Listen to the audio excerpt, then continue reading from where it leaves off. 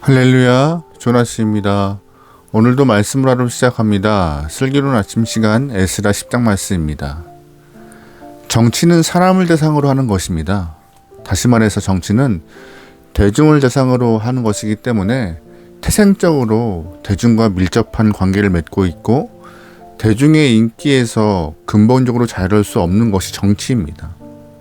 시민들이 표를 주어야 당선자가 생기고 또한 당선자들이 모여서 정당을 이루고 정당의 정책은 또 시민들의 선택을 받아야 하는 것이 정치의 숙명과 같은 것이죠. 그러므로 기본적으로 그 정당의 정책, 각 정치인들이 내세우는 말들은 대중인기주의, 즉 포퓰리즘과 기본적으로 관계가 갖고 있음을 우리는 잘 알아야 합니다. 그런데 이러한 구조 속에서 중요한 것은 대중들이 현명한가에 대한 문제입니다. 대중들이 현명해야 좋은 정책, 나쁜 정책을 구별할 수 있고 대중이 현명해야 좋은 정치인과 그렇지 않은 정치인들을 분리낼 수 있는 것이죠. 그래야 정치가 조금 더 선진화된 모습으로, 선진 정치로 발돋움할 수 있습니다. 그렇다면 대중은 항상 현명할까요?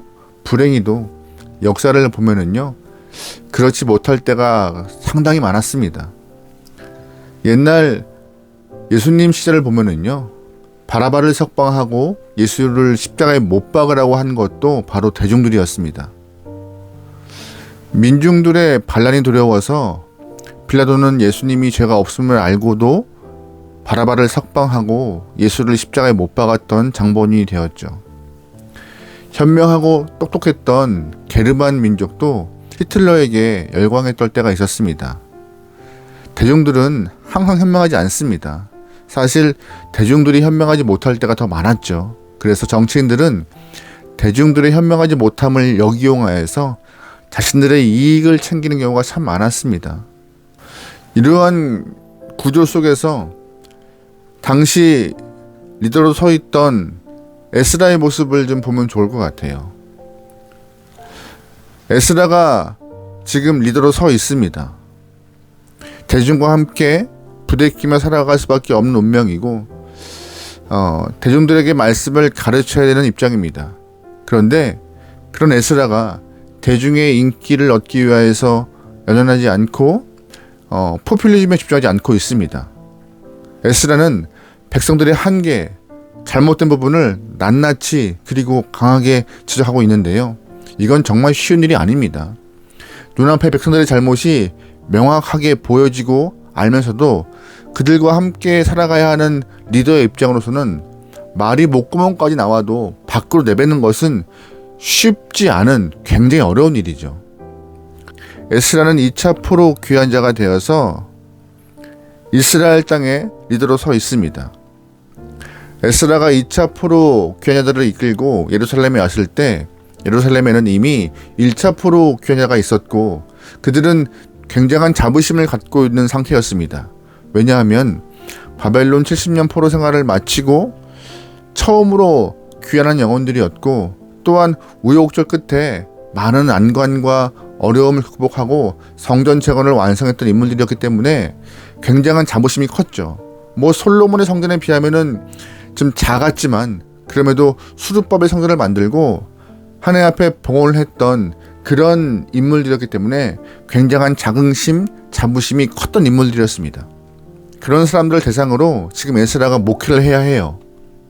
수고했다, 등 들겨주고 얼마나 고생했냐, 손잡고 알아주고 위로해야 되는데 에스라가 먼저 한 일은 1차 포로 귀환자들을 향하여서 그들의 죄를 지적했던 것입니다.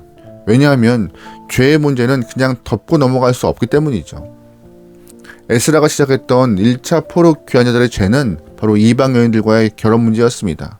분명 율법에서 결혼하지 말라라고 정확하게 명시했지만 많은 백성들은 당시에 성전을 다 완성한 이후 이방 여인들과 결혼하여서 살게 되었고 더 놀라운 것은 당시의 제사장들과 방백들 또한 리더급들 중에서도 이방 여인을 아내로 맞이하여서 가정을 이룬 영혼들이 상당히 많았다는 것입니다.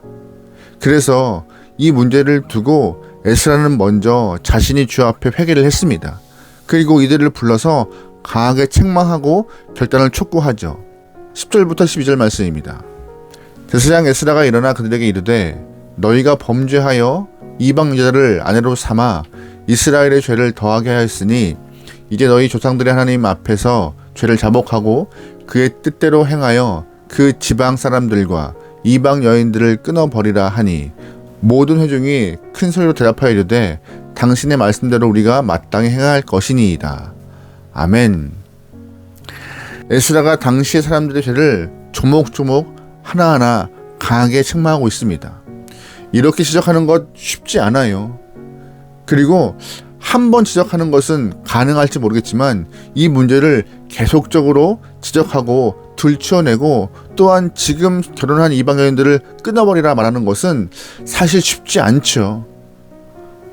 하지만 에스라는 이 문제를 한 번이 아니라 집요하게 추적하고 꼬집고 있습니다. 17절입니다. 첫째 달 초하루에 이르러 이방 여인을 아내로 맞이한 자의 일을 조사하기를 마치니라. 아멘. 무슨 말이에요? 에스라는 자신이 지목한 죄, 즉 이방 여인들과의 죄를 회개하고 돌이키지 않는 사람들을 향하여서 조사한 것입니다. 누가 그 여인들을 끊어버리지 않고 있는가에 대해서. 그리고 약속을 지키지 않은 사람들, 지키겠다고 말씀을 지키겠다고 끊어버리겠다고 약속한 사람들이 약속을 지키지 않는 경우에 이름을 모아서 방을 붙여버린 거예요. 제사장들과 레위 사람들을 포함하여서 이방 여인을 아내로 맞이하는데 회개하지 않고 끝까지 돌이키지 않은 사람들의 명단을 다 게시해버린 거죠. 이것이 본문에서 에스라가 한 일입니다. 사실 이 말씀을 읽을 때 속 시원합니다. 굉장하죠. 그런데 에스라의 입장에서 보면은 굉장히 어려운 문제고 간단한 문제가 아니었어요. 우리가 자녀들을 향하여서 자녀들의 문제를 매번 지적하는 것도 어려워요. 여러 번 참고 참았다가 한 번 말하는 것이 우리 부모의 입장인데 반복적이고 공개적으로 상대방의 죄를 이야기한다? 아예 관계를 끊어버릴 각오하고 하는 것입니다.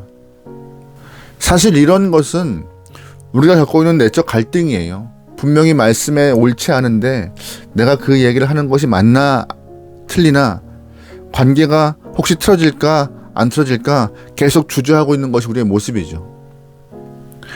이러한 모습은 모든 공동체 리더들이 품고 있는 내적 갈등이기도 해요.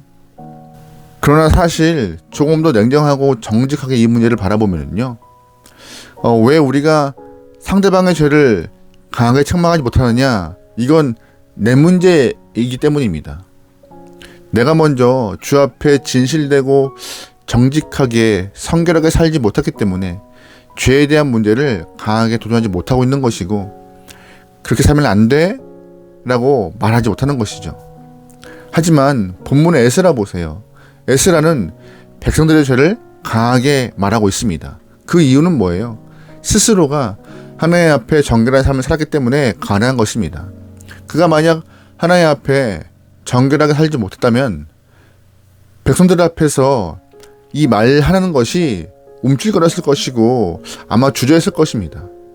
만약 에스라가 주 앞에 정결한 모습을 보이지 않았다면 많은 사람들은 에스라의 그 책망을 듣고 너나 똑바로 해라고 하면서 대들고 싸웠을 것입니다. 당신이 뭔데 우리를 향하여서 이래라 저래라 하느냐 막 그랬을 것이에요. 하지만 그런 모습이 안 보이잖아요. 왜냐하면 에스라가 주 앞에서 바르고 정직한 모습이었기 때문에. 성경 안에서도 공동체 영혼들에게 강하게 죄를 책망했던 사람은 바로 세례 요한과 예수님이었습니다. 세례 요한과 예수님도 백성들에게 강한 책망을 할 수 있었던 이유는 하나님 앞에서 정직한 삶, 깨끗한 삶을 살았기 때문에 사람들에게 독사의 자식이라고, 또한 회개하라고, 도끼가 나무 뿌리에 놓였다라고 말할 수 있는 그런 위치가 되었던 것이죠. 그러기에 성도는 세상 앞에 당당하려면, 또한 사람 앞에 당당하려면 우리가 먼저 주 앞에 정결해야 함을 꼭 기억해야 합니다. 말씀을 기준 삼아 살아야 하는 것이고, 또한 내가 살아내고 있는가 스스로 돌아보는 모습이 필요해요. 그래야 내가 속한 공동체 안에 당당히 말할 수 있는 것이고, 또한 내가 속한 공동체를 정결한 모습으로 이끌어갈 수 있는 그런 위치에 서게 되는 것입니다. 하나님이 나에게 주신 가정을 죄 없이, 또한 우리의 공동체를 정결한 상태로 올려드리기 위해선 내가 먼저 바로 서야 함을 잊지 말아야 할 것입니다. 하나님이 성도에 원하시는 모습은 바로 세상의 기준과 세상의 이야기가 아니라 하나님의 말씀의 기준을 두고 살아가는 영혼들입니다. 오늘 하루 말씀으로 승리하죠. 오늘 하루 주님의 뜻을 쫓아가서 하나님의 마음을 기쁘게 할 수 있는 저와 여러분의 하루 되기를 주의 이름으로 축원합니다. 기도하시겠습니다. 하나님, 오늘 우리에게 새날 주심을 감사합니다. 허락하신 새날, 어제와 같은 하루라고 그냥 흘려보내지 않고 조금도 말씀 안에서 성결하고 정결하게 살아갈 수 있는 귀한 영혼들에게 허락하소서. 세상에 있는 영혼들이기 때문에 세상 것들에 대한 관심과 쏠림이 생길 수 있습니다.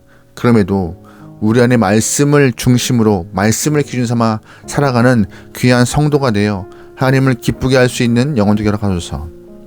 주님, 유혹하는 것들 많습니다. 우리를 흔드는 것들 많습니다. 그럴 때마다 예수의 이름으로 물리치고 온전한 모습으로 살아갈 수 있는 귀한 영혼들의 하루 되게 허락하소서. 모든 걸 맡기오며 예수님의 이름으로 기도합니다.